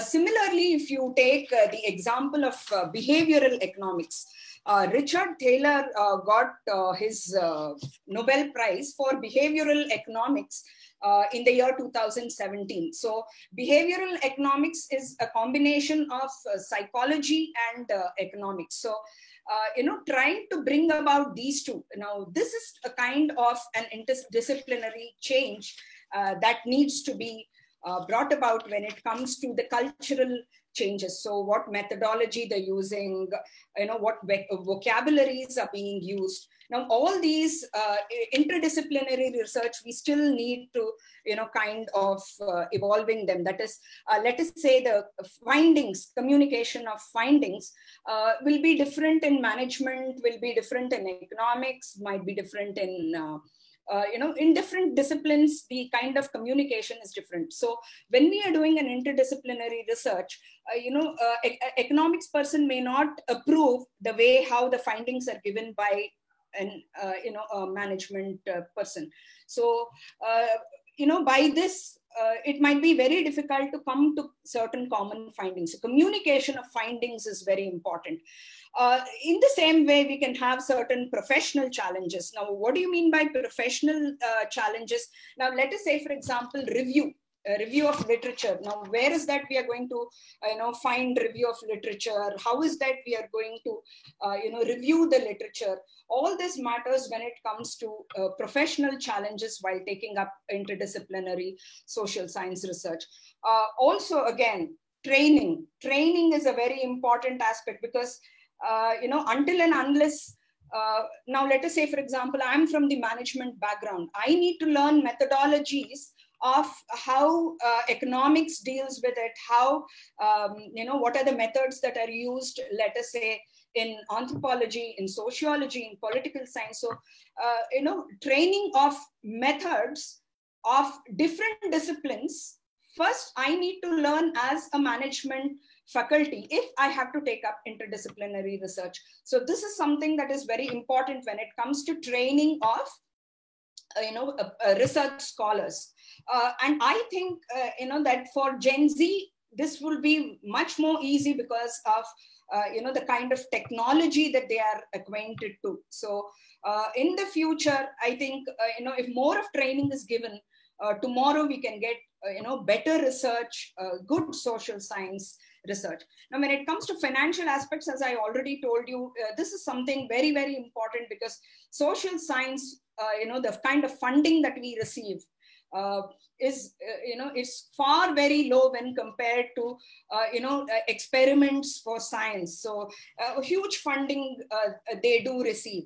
So in the long run, we could see that, kind of, industry funding we get. So in future, what is the roadmap that we need to set when it comes to this kind of interdisciplinary research that we can do? Now, actually, the short-term goals and long-term goals, there was a particular workshop conducted in US in 2019 where professors from all different universities, they got together, conducted this workshop, and they have set certain short-term goals and long-term goals. I'm just sharing these goals with you. Of course, at the end, I will also give you the source of where I have taken this data from. Why I'm giving you this data is tomorrow when you have universities which are planning to conduct more of interdisciplinary research, trying to encourage Gen Z to do this, these kind of, goals are definitely essential. Say, for example, it can be promotion of dual programs for at the undergraduate and postgraduate level. So simultaneously, you can get a bachelor's degree in computer science and in management. So those kind of degrees can be given, new career paths can be set. Okay, and seminars, as I told you, this is something that is very important. Workshops, seminars, and cross-fertilization of research methodologies. As I told you, about the Nobel Prize winners.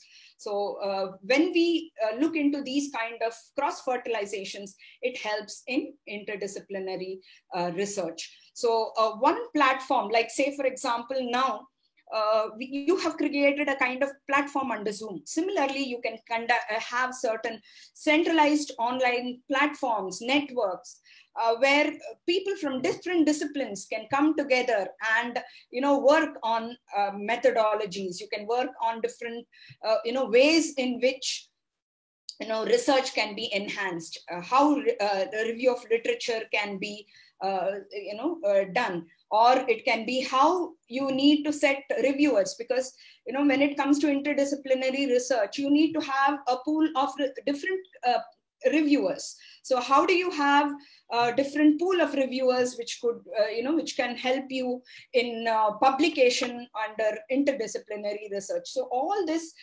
can be done when it comes to your short-term goals. Now, when it comes to long-term goals, what can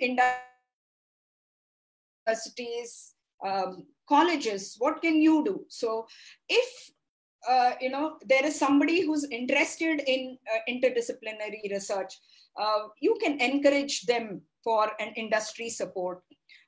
One very important thing about universities is, while conducting, viva for interdisciplinary research. Students who are willing to take up interdisciplinary research, they must be given more focus. So, universities can also conduct training programs and also admit students for fellowship or, a doctoral program.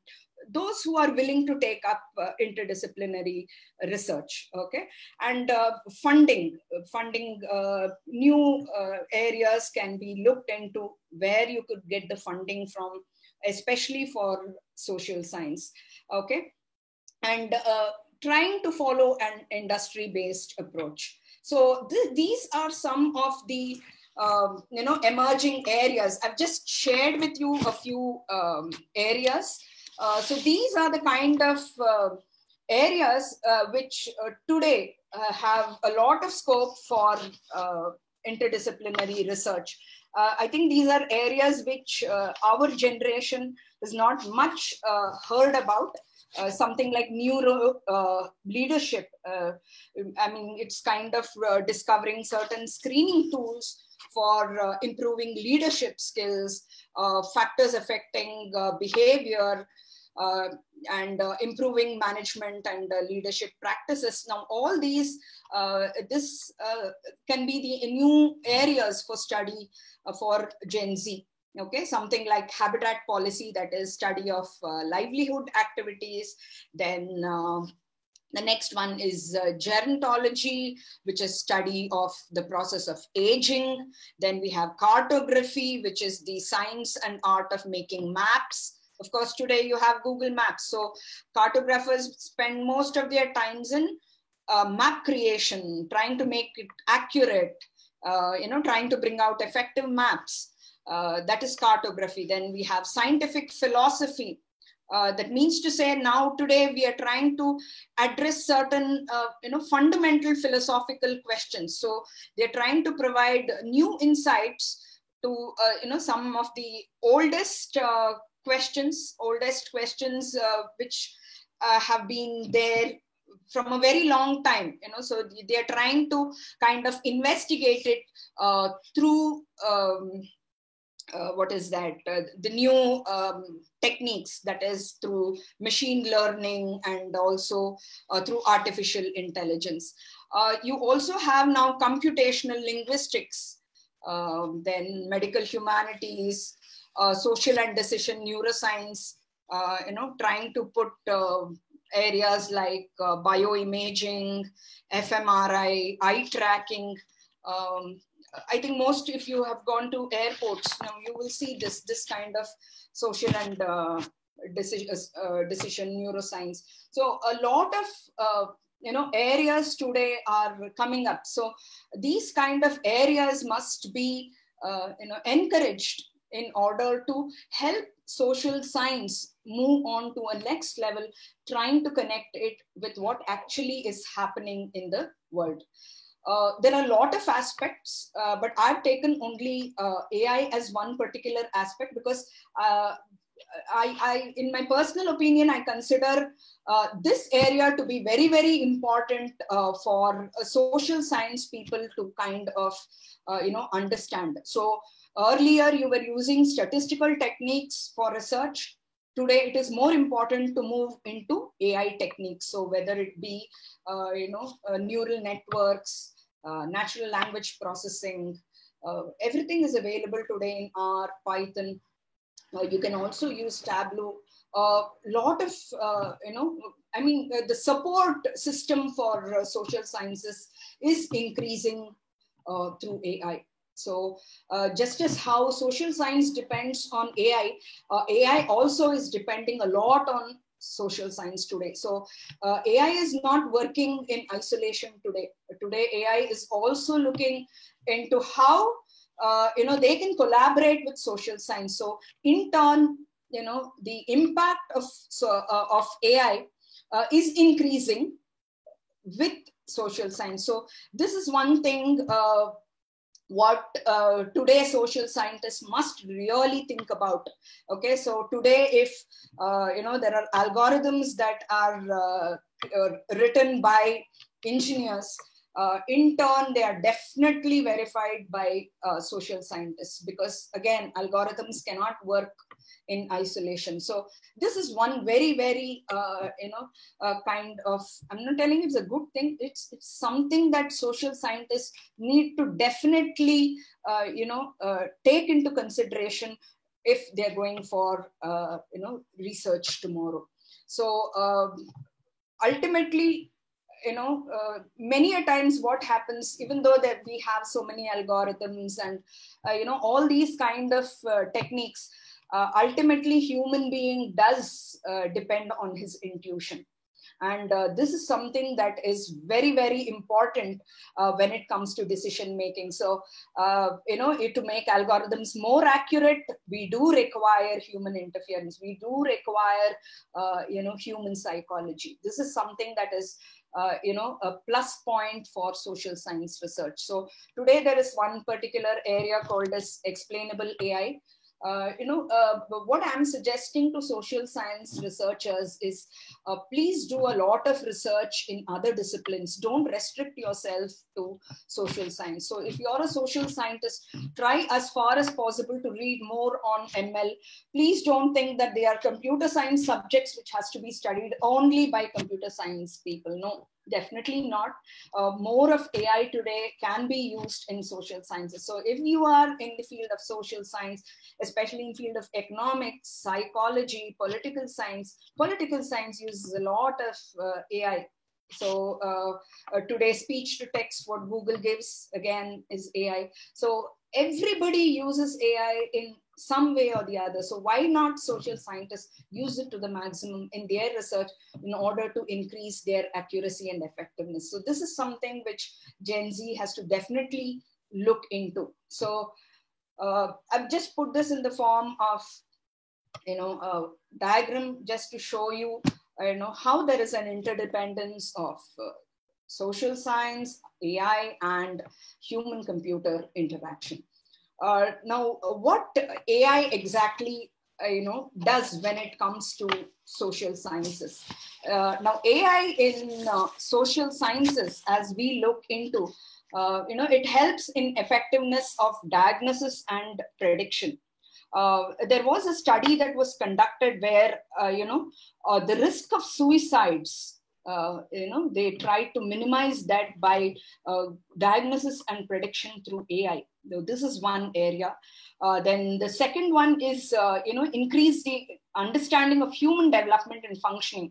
There was a study conducted, in relation to child development, parenting using AI. This is a very good area which, AI could support in parenting and, relationship management, all areas of psychology. So AI can be widely used. AI also used in human services. So something like, using AI in medical, trying to detect certain diseases, or, there are police use AI in determining, let us say, hotspots. Suppose now today you have COVID. So, trying to identify hotspots that they can use AI. So in every social science field, I'm just giving you very few examples. So you can think about in your area where AI could, help. These, you can also start with exploratory research. You can bring out certain factors, review of literature, because very less review has been done. So there is a broad scope for social science research for Gen Z. Only thing, we need to realign social sciences to the current technology. That's, and that is something, as I told you, the foundation has to be laid by the current, generation. This is what we can do for, Gen Z. Now, concerns using AI, again, most of them are a little worried about the trust. So most of them don't trust technology. So this is why AI is still lagging. Maybe in future, when they start with good security systems, I think AI and social science, we are going to have a better combination of interdisciplinary research. I could take the example of how Facebook uses algorithms, social media. Research tomorrow, if your students want to conduct, please allow them to conduct research on Amazon, how they give you related history, how they give you recommended for you, all that. They are able to predict behavior, and I think doing research on that, this broad scope. And today's generation, as I told you, Gen Z is tech savvy. They want everything. They do everything relating to technology. Okay, they have a competitive spirit. They welcome change, not like us. They welcome change. They can work in diverse environments. They're more entrepreneurial in nature. So I'm sure that for the next gen, a lot of other techniques. Let us say, for example, for screening job candidates. All these can be done with AI, and you can also address certain issues. Now, let us say, for example, like all these changing behaviors can be associated with big companies. They can do a research on that. They can do a research on how news is being manipulated, misinformation is given. There are so many areas which can be taken up in future addressing these kind of issues. So it's not only subject related, it's more to do with how we are going to set a kind of a platform for Gen Z. So with this, I would like to conclude. I've just given you the sources. I've told the organizers that I will be sharing my PowerPoint presentation. Maybe when you're getting your feedback, you can also collect the PowerPoint presentation. Now this, again, what I've spoken is very, very minimal. Given the time, I've tried to kind of just give certain insights into areas which researchers can explore, areas in which colleges can conduct seminars, workshops, and also universities which can think about multidisciplinary research. Because I'm sure most of you will tell me that for doing a research in a disciplinary subject itself takes around 5 to 6 years. Just imagine doing a multidisciplinary and interdisciplinary research. It might take around 15 to 20 years. So I don't think any university as of now has given us a time of 15 to 20 years. No. Also, let us say, for example, when it comes to interdisciplinary, kind of research, you have a maximum of 3 authors, 4 authors for a publication. Do they allow 15 authors for a publication? No. So we need to kind of, change the entire system that is going to help address certain issues overall. So it's just a trigger, a thought, today what I'm giving you. Maybe you can take it forward. There are a lot of, articles that are available. You could take it forward. So at least, faculty members can try doing one interdisciplinary research. People from different departments, please do come together and, try out as a new venture. Okay. Any questions? I'll be happy to take. Yeah, please type in your questions or raise your hand. We can take a couple of questions. I think Taufik wanted to ask a question. Yeah, I'll just unmute Taufik. You can go ahead, Mr. Taufik. Am I audible, sir? Yes. Yes. It was a wonderful and inspirational lecture. Hello? Yes, please do. Although it was a little bit higher than my entry level. Anyways, I am the student of integrated MBA. I'm in 3rd sem right now here in Kashmir. The question I have, how can the social research methodologies and techniques you were talking about help us to solve the problems and challenges we are facing at the basic level in our society in India. Thank you, ma'am. Could you please be a bit louder? Can you just type the question? Okay, ma'am. Okay, ma'am. I'm just doing it.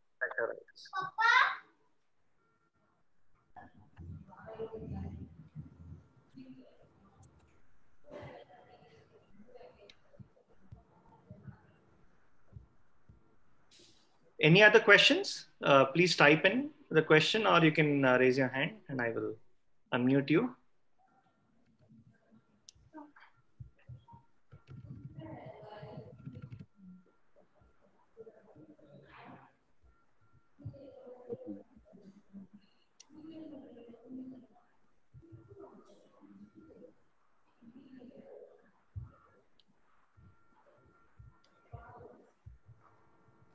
Now, as far as the students like MBA students are concerned, what universities can do is, try to, suppose you're a commerce and management student. Usually the guide is from the commerce and management department.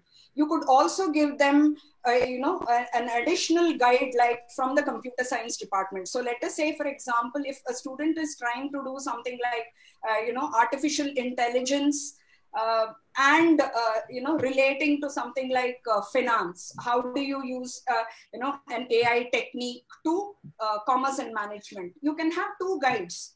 So you please start off with some kind of research for students like this, because these are the ones where even elders like us, it's a kind of a collaborative learning where students as well as teachers can learn in the process. So these kind of researches has to be encouraged for students. So if students are present, what I would like to tell them is, please do not take up research in one particular area. Try to make it try to take it up in different areas so that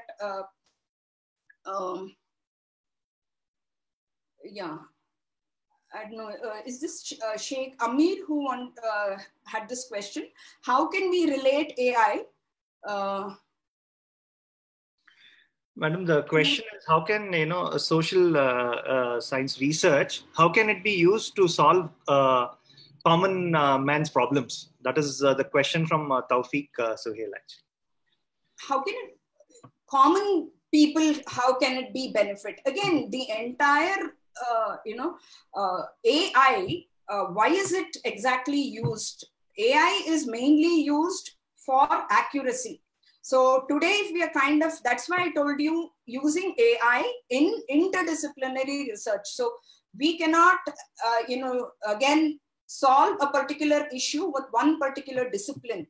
Please do understand that. So today, if we are having, traffic problems, I can address traffic problem in Bangalore with, the political aspect, with the social aspect, with the economic aspect, with the psychological aspect.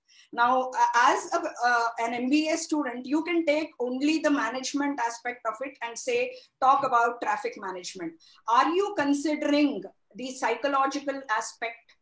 Are you considering, the various other aspects? So what is happening is, when we consider all aspects, our research area broadens.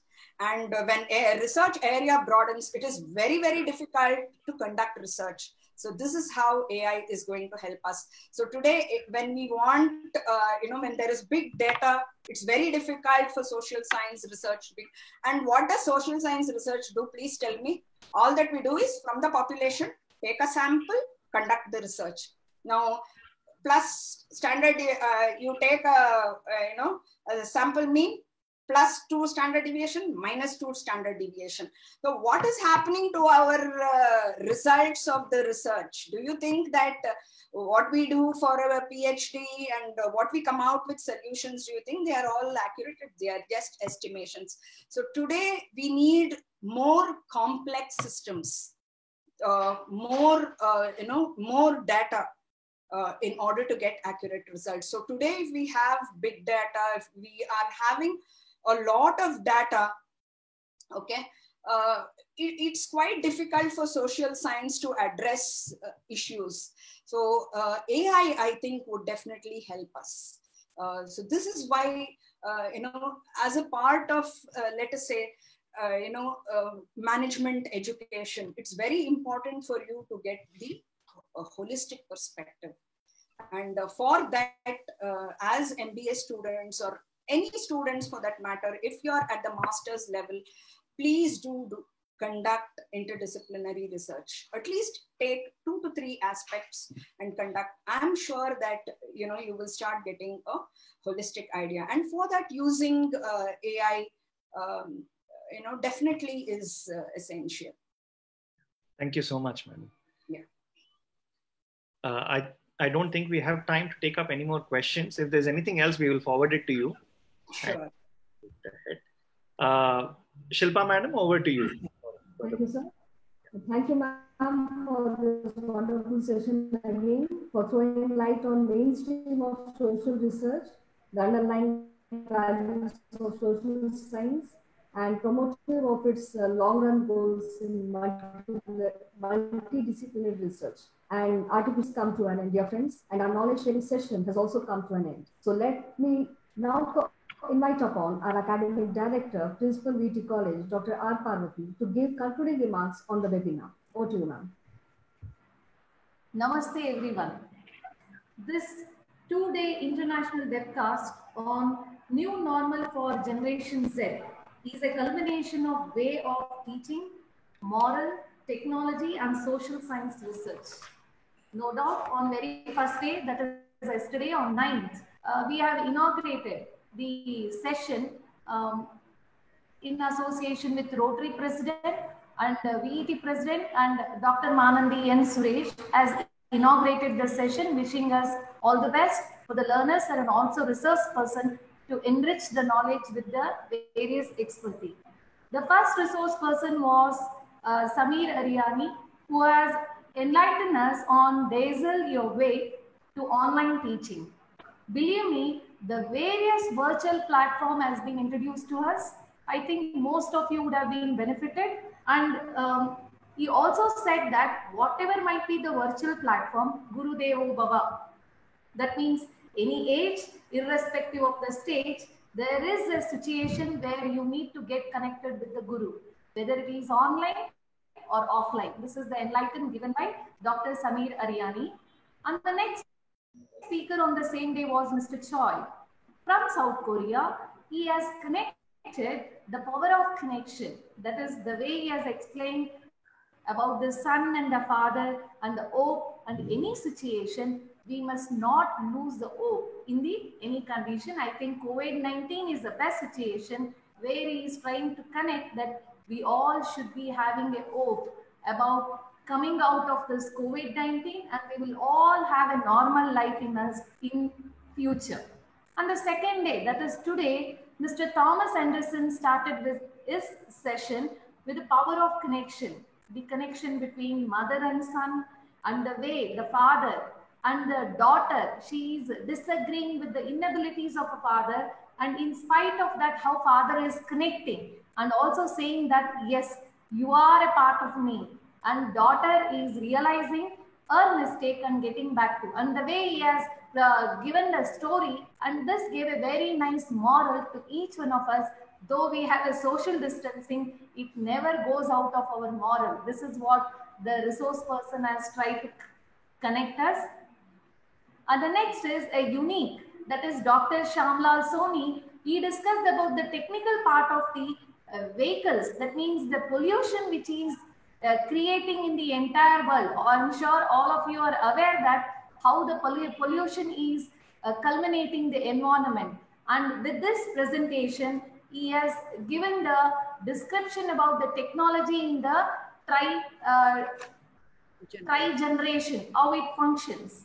The last resource person, though it is last, but it was the best, and also I can say last can never be the least. Dr. Sandhya, she discussed about the social science. I'm sure each one of us are being benefited.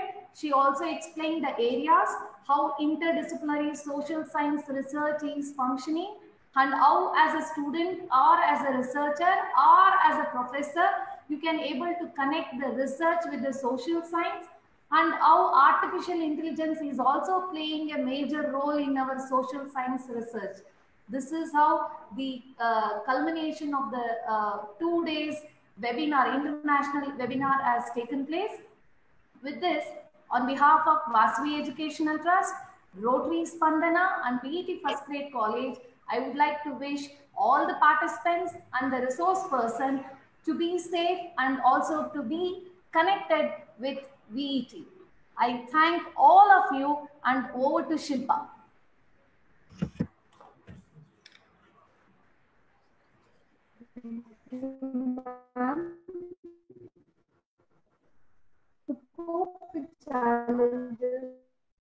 Shilpa, I'm not able to hear you. And we as a host, I take the session before we conclude. Okay. You can switch off your So video. now- Bandwidth is low. You can switch off your video and just stop. Okay. So now can you hear me? Yes, yes. Okay. I just thank Parvati ma'am for her concluding remarks. Dear friends, to cope with challenges, you need inner strength. And we as a host, I think we have instilled enormous strength during this 2-day session. Before we conclude, let me invite Dr. B.N. Satyabama, Associate Professor, VET PG Center, to deliver vote of thanks. Over to you, ma'am. It is my privilege to have been asked to propose a vote of thanks on this occasion. I, on behalf of VET First Grade College and Rotary Bangalore Spandana, extend a very hearty vote of thanks to all eminent delegates and speakers who with their presence made their event fruitful and took out valuable time of their busy schedule. I must mention our deep sense of appreciation for Mr. Vishwanath Shetty, President VET Institution, for all continuous support.